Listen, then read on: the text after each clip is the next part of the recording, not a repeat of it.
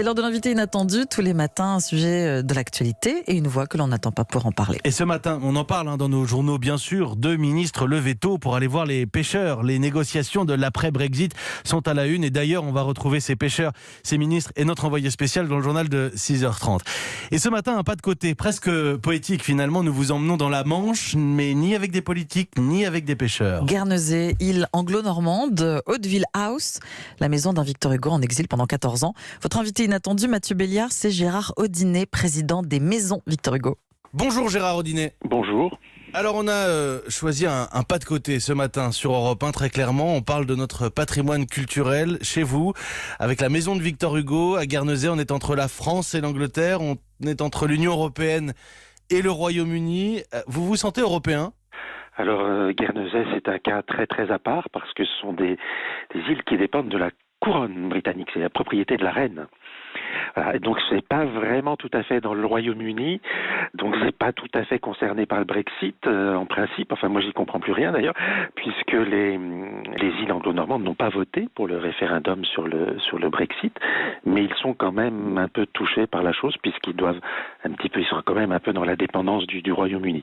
Tout ça est très très compliqué. Victor Hugo, on va rappeler pour nos auditeurs qu'il était là-bas en exil. Absolument, oui, c'était la 3e étape de son exil après la Belgique, après Jersey, autre île anglo-normande. C'est le seul endroit où il ait été propriétaire, puisque la maison Hauteville House, la maison de Guernesey, est la seule qu'il ait achetée. Il l'a achetée, il l'a décorée. Aujourd'hui, si on la visite, on peut observer, admirer la patte Victor Hugo. Complètement, parce que on rentre dans le cerveau de Victor Hugo, parce que c'est vraiment son cerveau qu'il a projeté en 3 dimensions sur à peu près tous les murs sur tous les murs de la maison, puisque Hugo, décorateur, c'est un artiste qui va traiter les 4 murs de la pièce, mais aussi le sol et le plafond. Donc on est dans un espace qui est complètement saturé d'une double peau créée par Victor Hugo. Une double peau. Oui, une double peau complète. Il n'y a pas un espace vide, il n'y a pas un centimètre carré qu'il ne décore pas quand il traite une pièce. Il le fait avec des collages de matériaux de récupération de ce qu'il peut trouver sur place, donc des boiseries, des soieries, des tapisseries anciennes, gobelins, Flandre, des carreaux de Delft, du feutre imprimé, tout ça.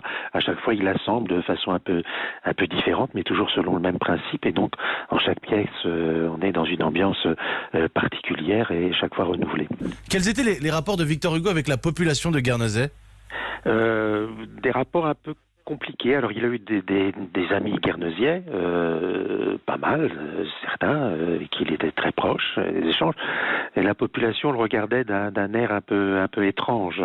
Faut s'imaginer cette île à la période victorienne, en plein 19e siècle, qui est une île c'est des protestants méthodistes, donc très austères, donc ils regardaient un peu curieusement cet homme célèbre, écrivain, qui était exilé politique, donc qui avait une sorte de parfum révolutionnaire qui traînait derrière lui. Et puis surtout, on savait très bien qu'il était là, même s'il était très discret, aussi discret que possible, avec sa maîtresse qui habitait à quelques pas de chez lui. Donc tout ça sentait un peu le soufre quand même. C'était un peu bizarre, mais bon, on le regardait, on était quand même assez flattés qu'il ait choisi l'île pour y habiter. Et depuis les Guernesiais sont très attachés maintenant au souvenir de Victor Hugo. On a commencé en parlant du rapport des habitants de Guernesey, de l'île en elle-même, avec l'Union européenne, avec le Royaume-Uni. Si on se projetait un peu, c'est presque de la fiction, mais sur Victor Hugo, vous pensez qu'il aurait eu quel regard sur la situation actuelle ? Il aurait été sans doute très très attristé parce que Victor Hugo est quand même un des pionniers de l'Europe. Il a appelé à la création des États-Unis d'Europe. D'ailleurs, c'est son dernier geste symbolique avant de rentrer en France à la fin de l'exil. Il réunit sa famille, ses proches, dans le jardin d'Hauteville House. Et là, il plante un chêne en disant ce sera le chêne des États-Unis d'Europe. Voilà, il dit dans un siècle il n'y aura plus de guerre. Voilà, il fait ce geste, c'est un geste de paix et d'union à laquelle il aspire des pays d'Europe pour qu'il n'y ait plus de guerre. Ce sera le chêne des États-Unis d'Europe, avait-il dit en le plantant, juste avant de partir de Guernesey. Il est toujours là, cet arbre ? L'arbre est toujours là.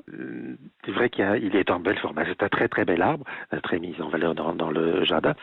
Mais il semble qu'il ait été attaqué par un parasite qui le rend stérile, paraît-il. Bon, alors je ne sais pas s'il faut y voir un symbole ou pas, mais on va...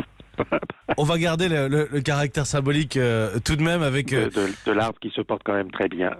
On est entre les Français et les Anglais, c'est un peu d'histoire, un peu de patrimoine. Merci beaucoup Gérard Audinet. Je vous en prie, merci à vous. Merci d'avoir pris quelques minutes pour les auditeurs d'Europe 1 ce matin. C'était un plaisir.